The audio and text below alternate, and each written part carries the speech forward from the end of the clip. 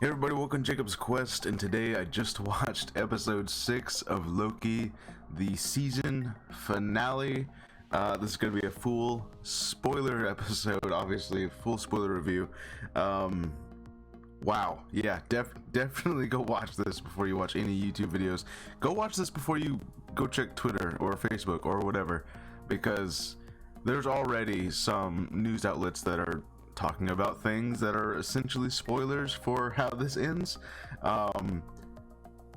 Wow. Okay. So full spoilers. So first of all, I say season finale because at the very end of this, they did confirm Loki will return in season 2 of Loki. So there's going to be season 2. I have no idea how that's going to play out because, well, I mean, this one leaves it with plenty of stuff to do. I don't know, anything could happen. Wow. Okay, so I'm gonna say this right now. This ending is the strongest of all the Marvel endings. This show is without a doubt the strongest of the Marvel shows. It absolutely delivered everything that I wanted it to be. All the theories. It's like all the theories that fans had were right, but with a twist. And it was a good twist. It wasn't like oh, that's kind of disappointing. It was like, okay, this all got much more interesting than just going straight forward to, like, oh, it's this person, and it's like, oh, and that's what it was. It's like, okay, it was that person, but also there's more to it. Wow, this was amazing. My brain is still like rattled with what happened. So we're gonna start with just the TVA stuff because that played out pretty straightforward. It was only here for a couple minutes until the very end, which we'll talk about that at the end of this. So basically, yeah, Mobius goes back to the TVA. He talks to Renslayer. It turns out that Renslayer has we remember seeing that pencil from the high school in her office, and it's revealed that she has had a variant of herself just kicking around as a high school principal, which I remember a lot of people making that comparison that she kind of seems like a principal of a high school. It turns out she is in just some other timeline, so I'm not entirely sure how that works, how that went unnoticed by everybody, but yeah, she's just had a variant out there. And basically Mobius and Hunter B-15, I believe it is, maybe the main hunter lady that we've been following, they basically showed everyone else in the TVA like, hey, look, Renslayer's got a thing, like lure them into the classroom, and they meet the other variant, like, oh my god. And basically the secret's out. The entire TVA knows, and they just want answers now, right?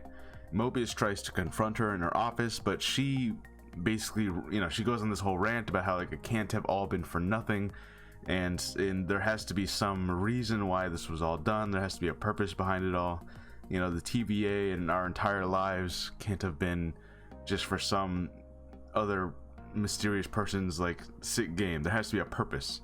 And then she teleports away, saying that she's looking for free will, leaving Mobius behind to deal with the mess. And then we'll come back to the TVA, because that's pretty much all that happens with them until the very end. So we'll come back to that. Okay, so wow, the main stuff with okay, again, my brain is still kind of rattled about everything that just happened, because this didn't just open like a window for things to happen in the MCU. This just like he knocked down a damn wall and was like, okay, here's endless things that can happen. Okay, so Loki and Sylvie, they approach the giant manor castle at the end of time. They opened up Alioth by enchanting the smoke creature Alioth, and they opened him up, and there it is, this castle seemingly outside of the timeline. You can physically see the timeline behind it in space as it is. And the opening to this was really awesome because you're hearing all the audio from throughout the MCU, and basically just a cool way of letting the audience know, like, hey, this is all of the MCU. Everything that's ever happened, it's in this, this physical stream of light that I guess represents the timeline, and this castle that we're in is outside of that, just watching it. they go in there, and first it's Miss Minutes, and Miss Minutes shows up, and at first I was like, oh my god, are they gonna do the reveal that Miss Minutes is behind all of this? Because that was one of the theories, that maybe it's all just Miss Minutes, it's all just like an AI computer behind everything, which I would have been a little disappointed by, because that's such a not as interesting answer as it could have been. But luckily she's just there to basically let them all know, like, hey, the person behind this, he who remains, has a deal for you guys. You guys can go back to the timeline and do your stuff. All you have to do is, I think she's basically just asking them to walk away, and you can rejoin the timeline. We can find a logical way to make it work and not disrupt anything. Just stop what you're doing now. And of course they don't. And so this was interesting, is that obviously Miss Minutes, she knew what was happening the whole time. She knew the secrets that she kept from the TVA, and she had no intention of giving those secrets to Renslayer, because she even, what's interesting is that I think she did give Renslayer, she gave her like a file, and Renslayer's like, well, that's not what I asked for, because she had asked for the beginning of the TVA, and then I think she just said, he thinks that you should read this instead, it'd be useful. I don't know if we ever find out what it was that she gave her, but it kind of might explain why Renslayer just kind of teleported away looking for free will. So I don't know, we'll figure that out in season 2, I'm sure. But in any case, Loki and Sylvie go into the chamber, and they're like, where's this person at? And the door opens, and it is none other than well, here, let me, I'm sorry, I'm actually gonna have to Google this. I meant to Google this before. Let's see, okay, here we go.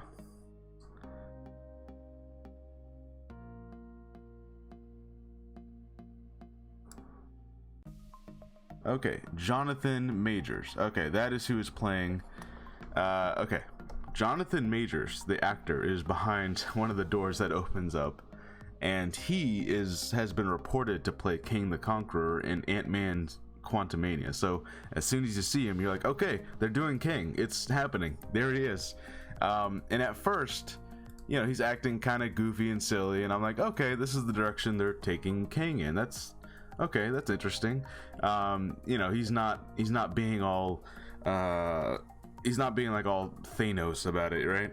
So that was pretty cool, but there's still more to it. So basically he leads them onto another room. So he tries to attack him a bunch of times. He teleports away.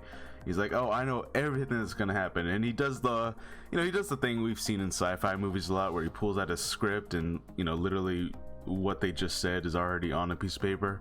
We've seen that a lot with, especially like with time travel stuff. And he basically just offers them another deal, right? Where he's like, hey, look, so the reason that I've done all this, the purpose behind the TVA, and there's a lot more to it, but obviously I'm simplifying things. But basically what he tells them is that a long time ago, there were a bunch of variants of myself. They were all scientists, and each of them, discovered that there is a multiverse. There's a bunch of different timelines, and they all found ways to open up portals and meet each other, right? Which makes sense. I mean, if one of your variants discovers how to open up time portals, then yeah, more than one of them probably did, right? But basically what happened is that some of them became conquerors, and some of them decided they wanted to try and take over other timelines and other multiverses, and that basically started this big multiversal war. So the story behind the TVA is not entirely a lie. It's, there was a multiversal war. It was just between different King the Conquerors, which is really exciting. So what he says is basically, I found Alioth, the big smoke monster, because Alioth is capable of disintegrating not just material but also time. So he can actually is capable of erasing things, and that's why whenever you zap someone, it just sends them to Alioth, because he's like the only thing known to erase things, right? So that's basically what he explains. Is like, I ended the multiverse of war. I ended the chaos, basically by creating the TVA to go off and clip off these branches of the timeline, create one solid continuity. That way, there's only one of me. There's not all these different variants trying to conquer each other. And he's basically like, hey, you're welcome. I've done all of this for a good purpose. And now you have two choices. You can either kill me, let the timeline split, create infinite amount of kings, all these different variants of myself, who, if you think I'm evil, you haven't seen the other variants of myself. You haven't seen how evil King can be, right? And that's basically his big warning, is like, yeah, there's other much worse kings out there. So that's really the exciting way that they did this, is that like this king that we meet is kind of acting really eccentric, half crazy a little bit, because you can tell he's obviously been here a very long time. But that's not necessarily how other kings are going to act. Other kings are going to be much more menacing, and maybe some of them are more Thanos-like. But yeah, that's basically what he's been doing. Is like, that's why the TVA was created, to prevent other kings from creating this madness. So the TVA's little intro thing, the multiversal war, wasn't a lie, and that's pretty cool. And of course, Sylvie does not believe him, saying like, well, maybe you're just a liar. And she's been out, she's really got like this revenge kick, right? Which, yeah, that's, of course you would, right, after what happened to her life. And he's basically like, look, just grow up, it's all for the greater good, the bigger picture kind of thing. So Loki, he's like, look, let's at least hear him out, because I don't think he was lying about, warning us about other kings. I think he was kind of telling the truth. And they fight for a little bit, and eventually Loki manages to calm her down and basically be like, look, let's just take a second. And they kiss, and man, it ended up Sylvie ended up grabbing the portal machine that King had on his desk and kicking Loki through the portal, because Loki was trying to convince her that, like, I don't want to do this so that I can become the next king and sit on this throne of time and all this. I'm just saying, maybe he was being for real. Maybe there are worse things. If we take him out, there's going to be like worse things to replace it, because that's kind of the thing about power vacuums, right? It's like, once you take out what's there, keeping the situation the way it is, something's going to replace it. And if you don't have a plan, if you don't have anything, solid plan, then it could be anything. It could be something much worse. And that's basically what he was saying. But anyway, she kicks Loki through the portal. He's back at the TVA. And of course, Sylvie just straight up stabs this king. So this king that we see, the He Who Remains version of King, he's dead, right? And his last words are, "See you soon," which is a grave warning for all of the MCU, and for Ant-Man and the Wasp and whatever happens in that movie. Because now, yeah, there's going to be a bunch of kings. And I almost want to say that, like, what if he shows up in Ant-Man and the Wasp and they kill the version they come across, but it doesn't matter, because now any other version of King from any other timeline, any other point in time, can just show up, and it's like, oh yeah, I'm just a different King, I'm just variant of the King, so that's, oh man, this is already gonna get insane and weird and kind of messy, but it's gonna be amazing, because now just they can get Jonathan Majors to come back and just act slightly differently, and there you go, you're a different King. And then at the very, very end, Sylvie is still there at the end of time inside this manor. She's all alone now. She has killed King. Loki goes back to the TVA, and he's trying to warn Mobius. He's like, look, there's this crazy powerful guy. There's going to be a bunch of different versions of him, and he's really dangerous and bad. And Mobius is like, who are you? What is this? And basically what we find out is that this is not Loki's version of the TVA and Loki's version of Mobius. This is some other version that has statues of Jonathan Majors here. So obviously a different King has already come along and created a different TVA. And I'm not entirely sure how that works, because I was, as far as I knew, the TVA was outside of any timeline. It was like its own separate thing. So now maybe there are multiple TVAs, or I'm not really sure. I'm not really sure how that's going to end up playing out. If there's any way for Loki to get back his version of Mobius. And then, I got to ask, like, okay, so you accessed this manor by going to the very end of time, getting through Eliath, and that's where Sylvie is. Is it possible for Loki to just, like, okay, let me just jump to the end of time and try and get back there? Or because now there's like this infinite multiverse, would it be almost impossible for him to find the correct end of time? Are there just infinite ends of times, and he would have to somehow narrow down the exact one that she's at? So that's also pretty curious, because that realm that she's in kind of seems like outside of the timeline. Obviously, this is probably what all of season 2 is gonna dig into, of like, how does this and that work? But wow, this was pretty damn amazing. So we get, a lot of the fan theories were right. It was Kang, but it was the He Who Remains version of Kang. And now, because of Sylvie's actions, literally because Sylvie wanted revenge, now all the Kangs that are going to show up after this are kind of her fault a little bit, right? I mean, I think that's going to kind of be the narrative. It's like, hey, any bad thing that happens in the Multiverse of Madness and Spider-Man 3 No Way Home, and whatever else, it kind of all starts in this moment where Sylvie stabs this Kang, and now there's no one. The TVA was already kind of broken, so maybe, I don't know, maybe he had some way to do it. He offered Loki and Sylvie, like, hey, you guys can be the new TVA, just start clipping off these branches of timelines. But wow, just wow, this is it, guys. This is the moment. The multiverse in the MCU has arrived, and they even cut the TVA, and you see all these branches going well past the red line that they said they couldn't dissolve after that point for whatever reason. They're well past that, and there's a lot of them, and they're like, well, there's no going back now. So yeah, this is it. This is the craziness. Now a lot of people are thinking like, hey, after Doctor Strange and Spider-Man, it's all going to end with a Secret Wars situation, which I have not read that comic, the 2015 version. I think it's 2015.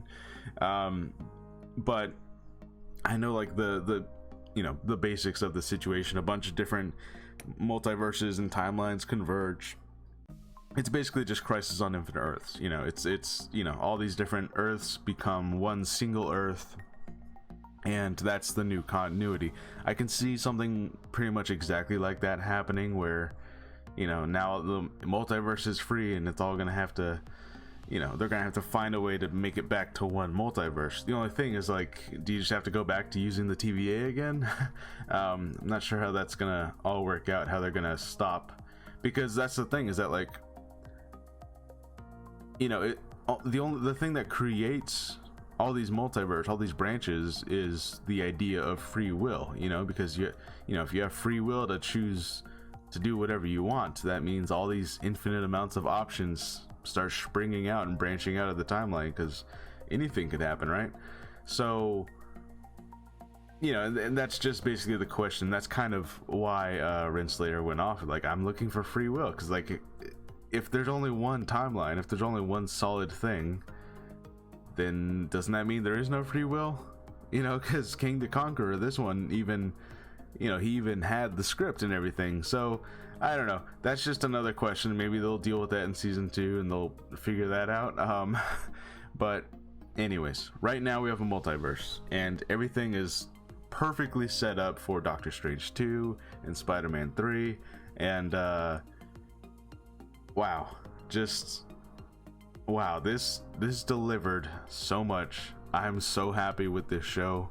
Yeah, like, and that's the thing, is that, like, this isn't even just like, oh, this was better than the other 2 Marvel shows. Like, this was miles better than those other 2 Marvel shows. Those other 2 they kind of feel quaint compared to this, you know. Like WandaVision, we all kind of thought was going to have like this crazy multiversal twist, and then that ended up not really being the case. It was more of just, oh, it was all kind of an illusion, really.